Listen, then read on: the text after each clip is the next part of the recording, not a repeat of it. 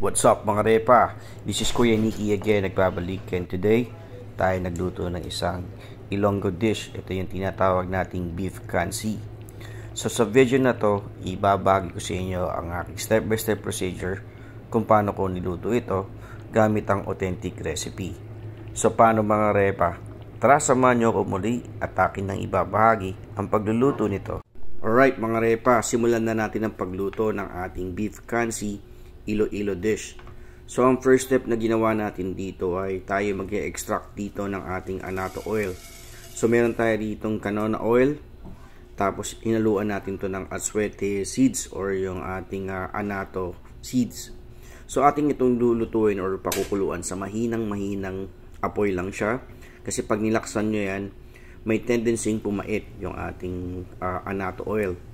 So pag nakikita nyo nang humahalo na yung color orange dun sa ating mantika, okay na yan. Ang next step na gagawin natin dito ay i-strainer natin. In that way, mapaghiwalay natin yung annatto seeds dun sa ating annatto oil.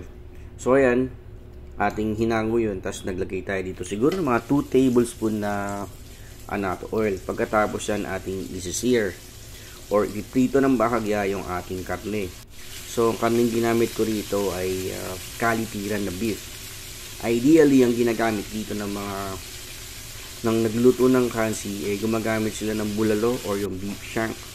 Nagkataon naman kanina sa palengke, hindi available yung bulalo na part, kaya ginamitan ko siya ng kalitiran.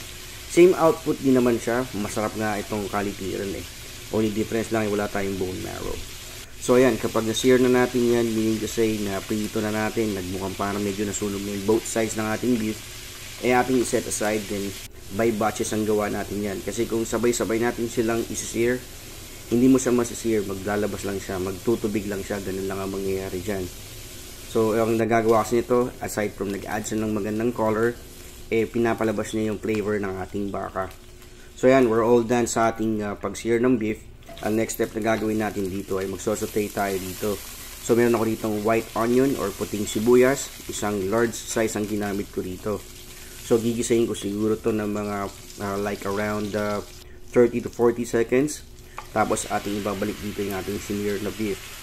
Masasabi ko sa inyo talagang itong lutong ito ay pagkasarap. Para lang din siyang sinigang na baka, pero may mga sipa siya ng lasa na talagang ang sarap talagang kainin.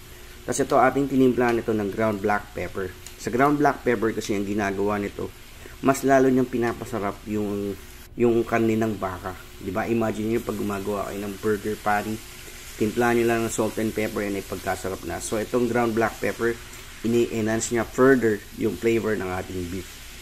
So ayan, gigisahin natin to further pa rin. After like 3 minutes na pagsosote, okay na yon. Talagang humalo na yung aroma ng ating sibuyas sa ating baka. Ngayon, ang next step na gagawin natin dito ay tayo mag-a-add ng tubig. Yung tubig na ihalo ko dito, siguro gumamit ako ng mga tansyahan mga 6 to 8 cups of water.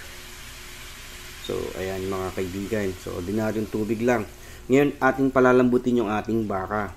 Sa palambutan ng baka, kung hindi kayo gagamit ng pressure cooker, it might gonna take you 1 hour to 2 hours. Now, if you're gonna use a pressure cooker, like maybe 30 to 45 minutes, okay na yun. Tapos nag-add ako ng 2 tanglad dito. Yung tanglad, binuhol ko siya. Tapos yung end niya na color white, pipit-pitin yun in that way. Maglalabas siya nung kanyang citrusino flavor. Para siyang yung ginrate mo na balat ng orange, ganun yung kakalabasan yan So ayan, ating napalambot na yung ating baka. So nasa sa inyo yan, depende kasi sa baka na nabili nyo. So basta try nyo check from time to time. Pag 4-10 na is okay na yun. Tapos ito, ating natitimplahan to ng pampalasa. So nilagyan ko siya ng 1 tablespoon na patis. So yan ang ginamit natin pampaalat dito. Ngayon, para makuha ko yung umami taste, naglagay ako dito ng 1 beef nor cube. Tapos ito yung tinatawag nating batuan na batuan fruit. So gumamit lang ako ng 7 piraso. Tapos ito, hinalo natin dito yung langka, yung jackfruit. Wag yung haluan ng ng hinog na langka kasi pang halo-halo 'yun eh. So yung batwan natin, madali lang maluto 'yan. Yung lasa ng batwan na prutas para siyang para din siyang sampalok, pero mas light yung kanyang flavor. Tapos yun, nilagyan natin siya ng sili. So ayan, ganyan lang kasimple magluto nito. Ngayon kung tayong mga Manileño, kung hindi kontento sa asim nito, pwede naman kayo mag-add ng sinigang flavor mix. So mga repa, ayan, tapos na tayo magluto ng beef kansi ng Iloilo. Salamat!